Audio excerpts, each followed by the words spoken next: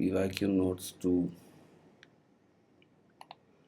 Now, the correct option, phonemic use of variations in pitch, explains that in linguistics, tone refers to pitch changes that distinguish meaning between words, making the pitch variation phonemic, that is, meaning distinguishing rather than just phonetic, related to pronunciation but not meaning.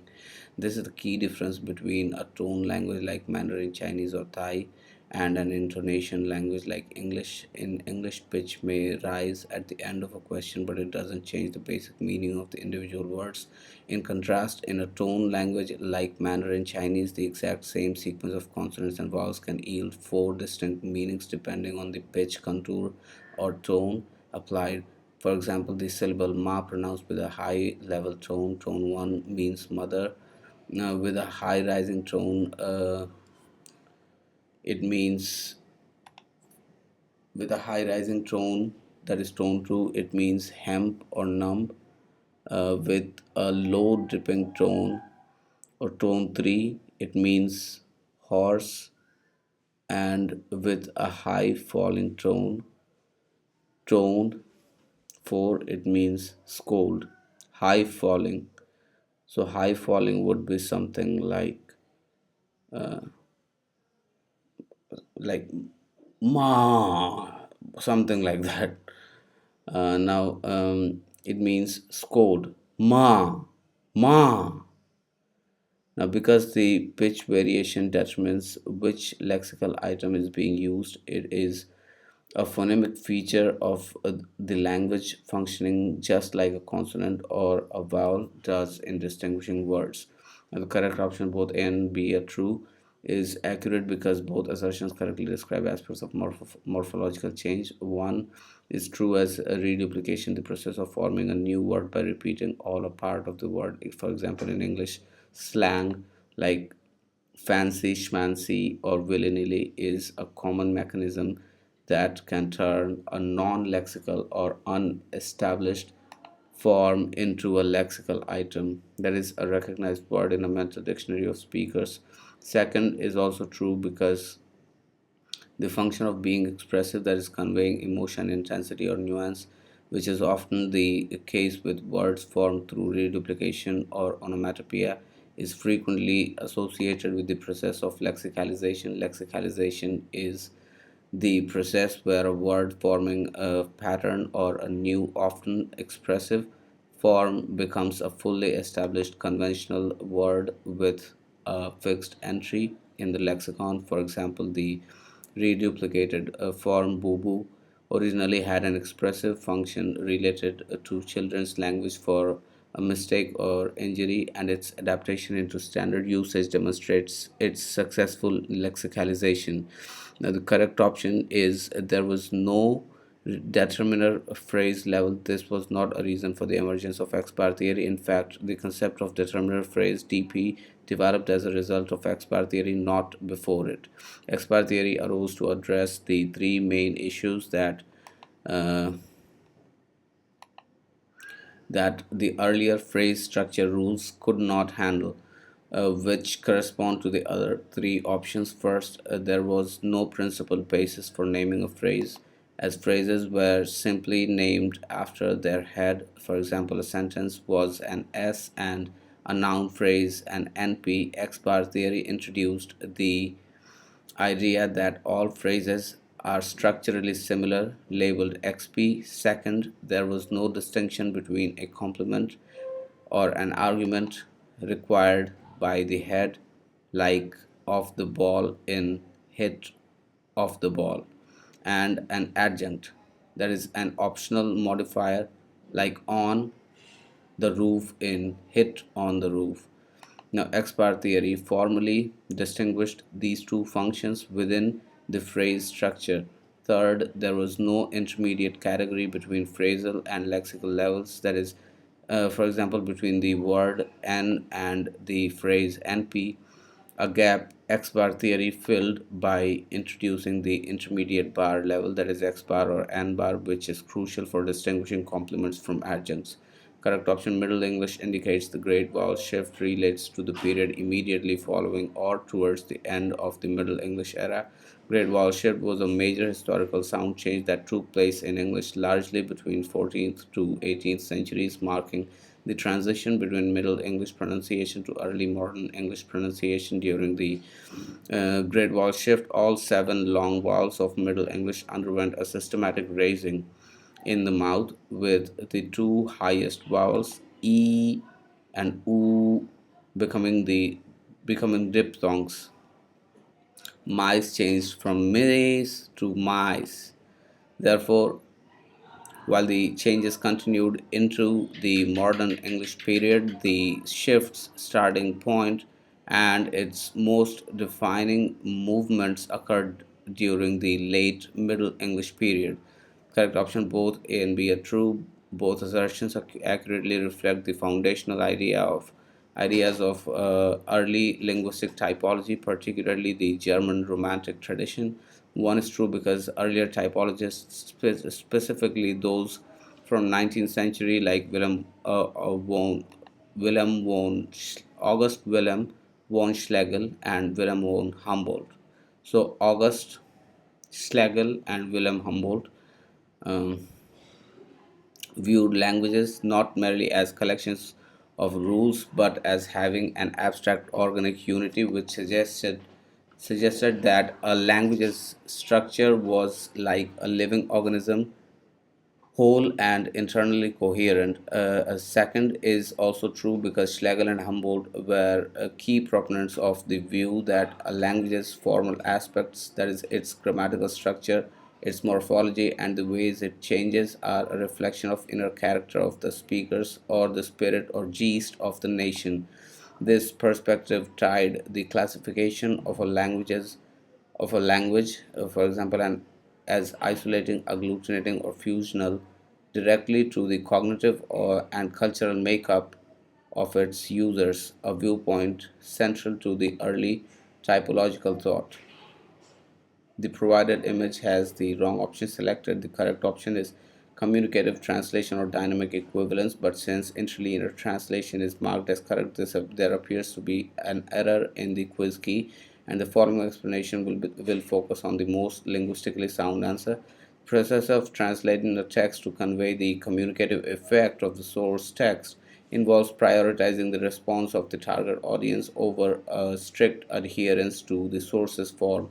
This goal is best achieved through dynamic equivalence, a term coined by Eugene Nida, or communicative translation, a term used by Peter Newmark. Both approaches aim to produce a translation that has the same impact or effect on the target reader as the original text had on the source reader, even if it requires significant adjustments to grammar, lexis, or cultural references. In contrast, literal translation or interlinear translation would focus on the word for word form, often sacrificing the source text's intended communicative effect, which makes them unsuitable for this goal. The provided image has the wrong option selected. The correct option is communicative translation or dynamic equivalence, but since interlinear translation is marked as correct, there appears to be an error to the quiz key. Uh,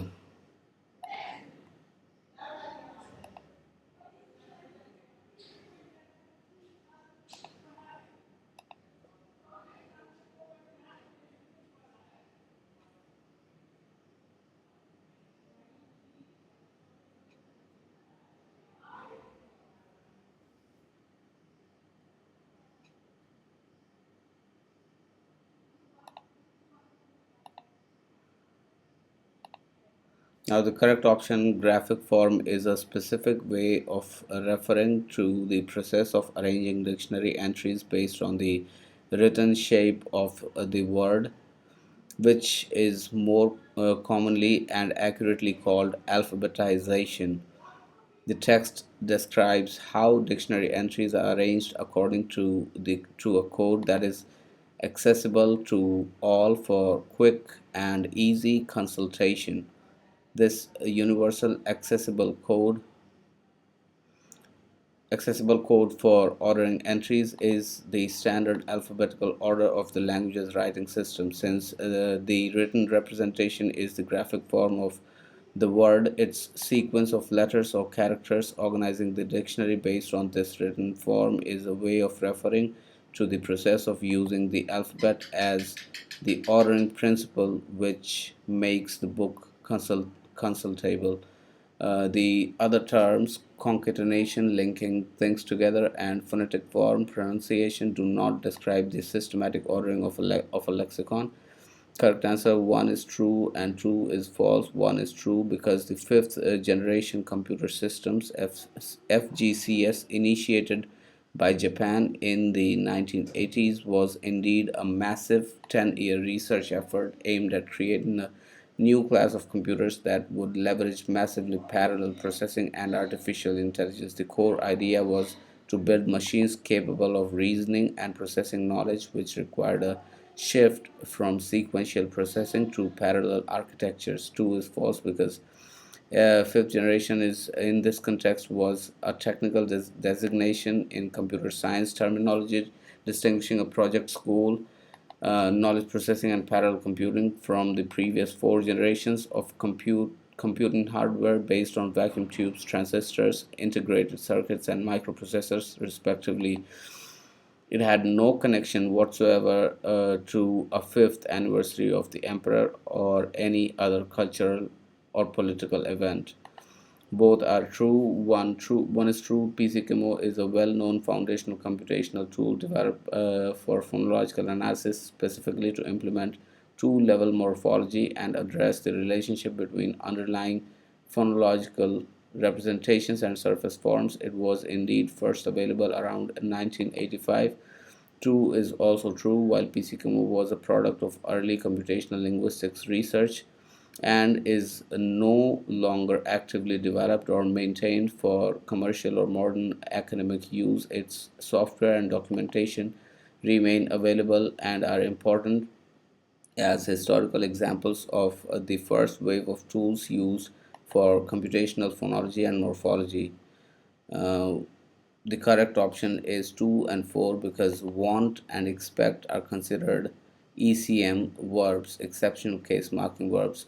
Say and try are not. ECM verbs are distinguished by their ability to take a clausal complement, typically an infinitive, TP, whose subject remains receives accusative case directly from the matrix or the main verb instead of the expected nominative case. For example, in the sentence, I want him to leave. Here, the ECM verb want assigns accusative case to him. Him to leave the whole chunk is assigned accusative case by want, making it possible to use the object form of the pronoun. Similarly, I expect him to win shows expect functioning as an ECM verb. In contrast, try is a control verb. I try pro, big pro, to leave. This is small pro, I guess. No, this is big pro, yes. Small pro is when the subject is omitted, like llevaré, I'll bring. Llevaré verduras, I'll bring the vegetables. Where the complement subject is an unpronounced element, big pro, whose case is irrelevant. Say is a standard transitive verb or takes a finite clause complement. I say that he left and does not participate in the ECM construction. The correct option 2 and 4 because want, expect considered ECM syntax. Say and try. Why have these been repeated?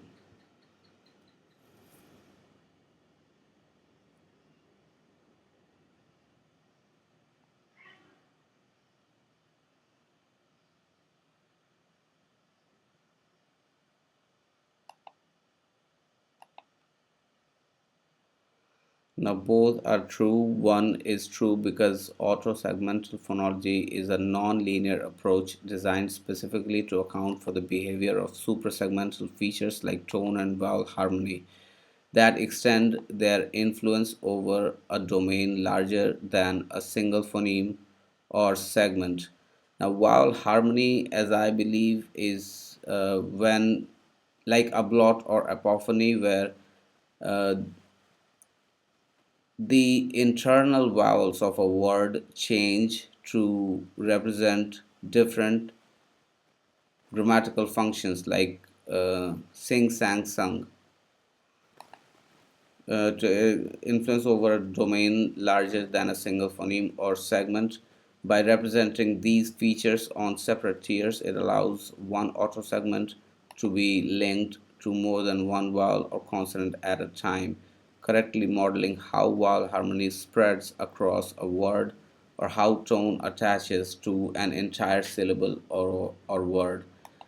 Two is true as a direct consequence of this. In an autosegmental analysis of a tone language, a tone feature is often represented as a property of the whole word or morpheme floating above the segmental tier and then linking to the appropriate tone bearing units, usually vowels or syllables, within that domain, demonstrating its non-local suprasegmental nature. The correct option, what is it? Right arrow. Ka changes to sa. It should have been an arrow from going from ka changes to sa in the environment iti. Electricity, right, represents a phonological rule formulated in the style of generative phonology to account for the sound change that occurs when the word domestic changes to domesticity. The change involves the final sound of the base word, which is a wheeler stop ka, represented by ka, as in domestic, being realized as the sibilant fricative sa, represented by s, in the derived form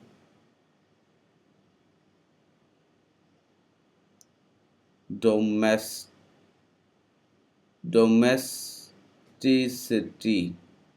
The notation arrow means changes to, and slash indicates the environment where the change takes place. The specific environment for this change is before the sequence of sounds that begins the suffix ity, represented as iti. Therefore, the rule correctly states that the sound ka changes to sa when it immediately precedes the sequencity, which is how the suffix begins in the word domesticity. This is an example of palatalization or assimilation triggered by a following high front vowel. The correct option, phonemes, highlights that minimal pairs are the primary tool used in phonology for the identification of phonemes in a language. A minimal pair consists of two words that differ by only one sound in the same position, and crucially, this example leads to a difference in meaning. For example, in English, the words pat and bat form a minimal pair because they are identical except for initial sound pa versus ba, and they have distinct meanings because the substitution of one sound for the other causes a change in meaning. It proves that pa and ba are distinct phonemes, meaning distinguishing sound units in English. Minimal pairs contrast with allophones like the two e,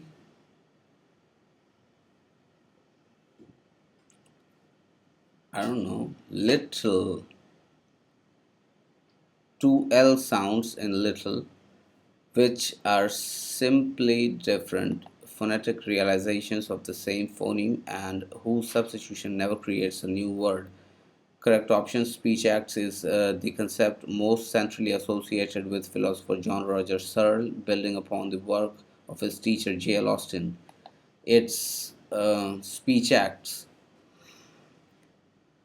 Searle formalized the theory of speech acts, which posits that to speak a language is to perform actions. He developed a systematic taxonomy of these acts, classifying them into five main types: assertives, committing the speaker to the truth of a proposition, for example, stating; directives, trying to get the hearer to do something, um, example, ordering; commissives, committing the speaker to some future course of action, for example, promising; expressives, expressing the speaker's feelings or attitudes, for example, apologizing; and declarations, bringing about a new state of affairs, for example, declaring war. Searle's work significantly advanced the understanding of how language is used to perform intentional actions in the world.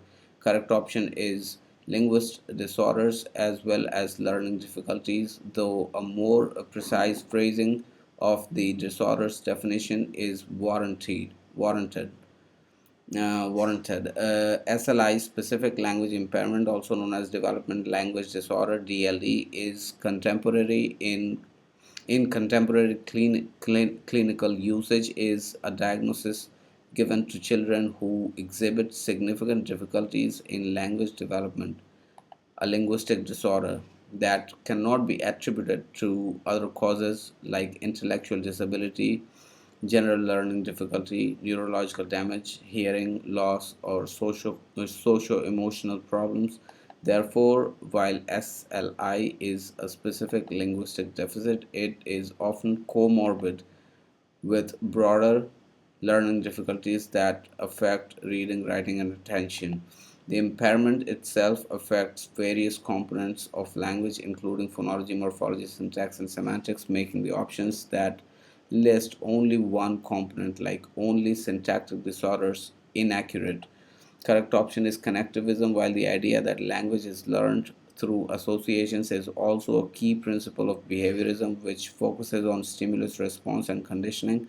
The term connectivism directly refers to a more modern theoretical framework, particularly in cognitive science and computer modeling, that explains learning through the formation of connections or associations between simple units in a network.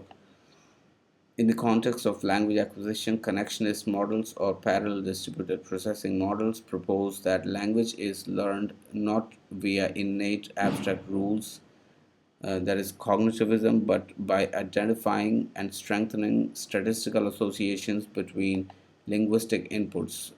Example, sounds, words, grammatical structures, through repeated exposure, leading to the gradual emergence of linguistic patterns. Correct option is literal translation. The process of translating to parallel the exact words and syntax of the source text is known as literal translation, which is an extreme form of formal equivalence. This method attempts to reproduce the linguistic structures, word order, and individual word meanings of the source language as closely as possible in the target language. While this approach is useful for analyzing the source language's structure or for academic purposes, it often results in unnatural, awkward, or even incomprehensible text in the target language because it prioritizes the form over meaning and communicative effect.